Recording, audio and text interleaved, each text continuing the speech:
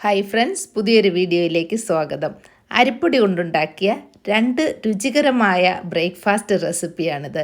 അതും എളുപ്പത്തിൽ തന്നെ തയ്യാറാക്കാൻ പറ്റിയതും.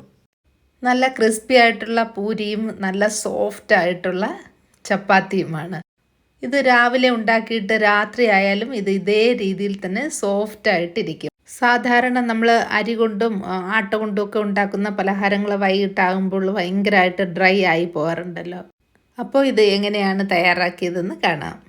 ഇതിൽ ചേർക്കാനായിട്ട് ഒരല്പം സവാളയും ടൊമാറ്റോയും മല്ലിയിലയും ഒന്ന് അരിഞ്ഞെടുക്കാം. സവാള നല്ല പൊടിയായിട്ട് അരിഞ്ഞെടുക്കണം. നമ്മൾ അരിപ്പലഹാരങ്ങളൊക്കെ ഉണ്ടാക്കുമ്പോൾ ഇങ്ങനെ ഉള്ളിയും ടൊമാറ്റോ ഒന്നും ചേർക്കാറില്ലല്ലോ. പക്ഷേ വല്ലപ്പോഴൊക്കെ ഒരു ചേഞ്ചായിട്ട് ഇങ്ങനെയൊക്കെ ചെയ്താൽ കഴിക്കുന്നവർക്കും കൊടുക്കുന്നവർക്കും ഒക്കെ സന്തോഷമായിരിക്കും. ഇനി ഒരു പാൻ ചൂടാക്കി 1 ടീസ്പൂൺ വെളിച്ചെണ്ണ ഒഴിച്ചു കൊടുക്കാം. 1 ടീസ്പൂൺ മതി. ഒരല്പം ജീരകം ചേർക്കാം, ഒരു 1/2 ടീസ്പൂൺ ജീരകം.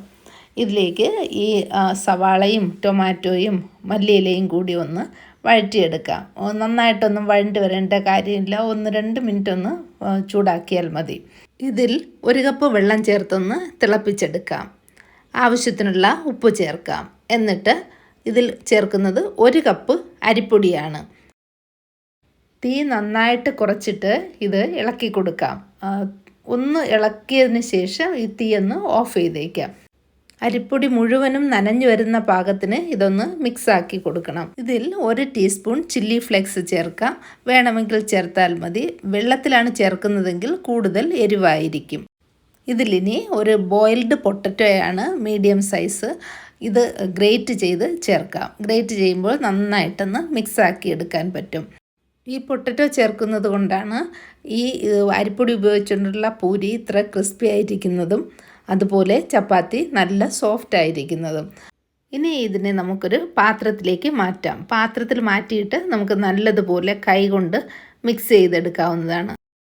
ഈ ചെറിയ ചൂടിൽ 2-3 മിനിറ്റ് നല്ലതുപോലെ ഒന്ന് ഇളക്കി മിക്സ് ആക്കണം. ഇത് വറുത്ത അരിപ്പൊടിയായിരുന്നു. വെള്ളം 1 കപ്പ് അരിപ്പൊടിക്ക് 1 കപ്പ് വെള്ളം മതിയാകും. ഓരോ അരിപ്പൊടിയുടെ തോതനുസരിച്ച് വെള്ളത്തിൽ വ്യത്യാസം വരും. എങ്കിലും പൊട്ടറ്റോ ചേർക്കുന്നത് കൊണ്ട് വെള്ളം അധികം ചേർക്കേണ്ട ആവശ്യം വരില്ല. ഇതിനി ആദ്യം ചപ്പാത്തിയാണ് ഉണ്ടാക്കാൻ പോകുന്നത്. അതിനായിട്ട് ചെറിയ ചെറിയ കുറച്ച് ഉരുളകളാക്കി മാറ്റിയിട്ടുണ്ട്. അത് അരിപ്പൊടിയാണ്. അരിപ്പൊടിയിലൊന്ന് ടച്ച് ചെയ്തിട്ട് ഇതുപോലെ പരത്തിയെടുക്കാവുന്നതാണ്. അരിപ്പൊടി ഉപയോഗിക്കുന്നത് കൊണ്ട് പരത്താൻ നല്ല എളുപ്പമാണ്. നല്ല സ്മൂത്തായിട്ട് പരത്താൻ പറ്റും. ഇതുപോലൊരു പാത്രം വച്ചിട്ട് ഒന്ന് റൗണ്ട് ഷേപ്പാക്കി എടുക്കാം. കാണാനും കൂടെ കുറച്ച് ഭംഗി വേണമല്ലോ. അപ്പോൾ ഇത് നമുക്കിനി ചുട്ടെടുക്കാം. നല്ല കനം കുറച്ചാണ് പരത്തിയിരിക്കുന്നത്. തവയൊന്ന് ചൂടാക്കാനായിട്ട് വയ്ക്കാം.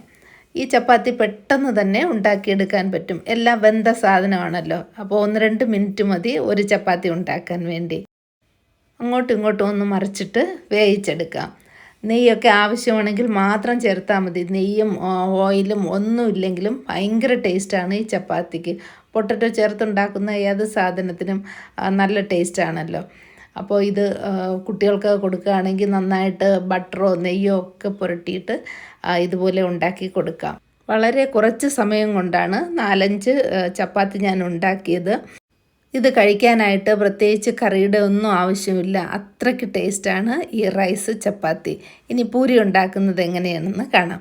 പൂരി ഉണ്ടാക്കാനായിട്ട് ഞാൻ ഇതുപോലെ പരത്തിയിട്ട് ചെറിയ റൗണ്ടാക്കി കട്ട് ചെയ്തെടുത്തതാണ്. നല്ല ചൂടായ എണ്ണയിലിട്ട് പൊരിച്ചെടുക്കാം. നല്ല പപ്പടം പോലെ പൊള്ളി വരും. ചെറുതായതുകൊണ്ട് കുട്ടികൾക്കൊക്കെ കഴിക്കാൻ നല്ല ഇഷ്ടമായിരിക്കും. പ്രത്യേകിച്ച് ചെറിയ കുട്ടികൾ, അവർക്ക് കാണുമ്പോൾ തന്നെ കഴിക്കാനായിട്ടുള്ള ഒരു ആകാംക്ഷ ഉണ്ടാകും. അപ്പോൾ തീർച്ചയായിട്ടും ഇത് രണ്ടും ട്രൈ ചെയ്ത് നോക്കുക. എല്ലാവരുടെയും വീടുകളിലുള്ളതാണ് അരിപ്പൊടി. ഉണ്ടാക്കാനും ഒരു പ്രയാസവും ഇല്ലെന്ന് മനസ്സിലായല്ലോ. പൊട്ടറ്റോയൊക്കെ തലേ ദിവസം വേവിച്ച് വെച്ചാൽ രാവിലെ നല്ല എളുപ്പമാണല്ലോ. അതിനു വേണ്ടി സമയം കളയണ്ട. ലഞ്ച് ബോക്സിൽ കൊടുത്തു വിടാൻ പറ്റിയ ഒരു പലഹാരമാണിത്. ചോറ് കൊണ്ടുപോകാനും ചോറ് കഴിക്കാനും ഒക്കെ മടിയുള്ള കുട്ടികൾക്ക് ഇത് കൊടുത്തു വിട്ടാലും ധാരാളം മതിയാകും. അപ്പോൾ ഉടനെ തന്നെ ഇതൊന്ന് ട്രൈ ചെയ്ത് നോക്കുക. പുട്ടും അപ്പവും ദോശയും ഒക്കെ മറന്നു പോകും. അത്രയ്ക്ക് ടേസ്റ്റാണിത്.